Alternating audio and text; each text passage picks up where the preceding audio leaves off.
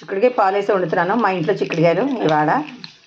ఒక పచ్చిమిర్చి, ఒక ఉల్లిపాయ, పెద్ద ఉల్లిపాయ ఒకటి చాలు. ఇప్పుడు ఉల్లిపాయలకు సరిపడా ఉప్పు, కూరకు సరిపడా.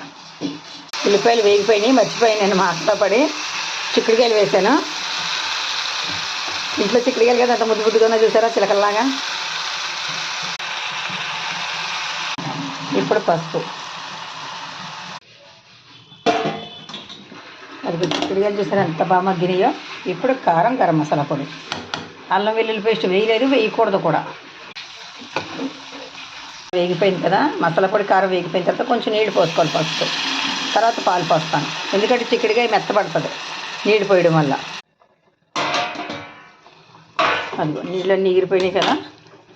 ఇప్పుడు చూసారా ఈ బుజ్జి చెంబుతో పాలు పోస్తున్నాను. చిక్కటి పాలు పోసుకోవాలి. చిక్కుడుకాయ పాలు వేసిన కూర రెడీ.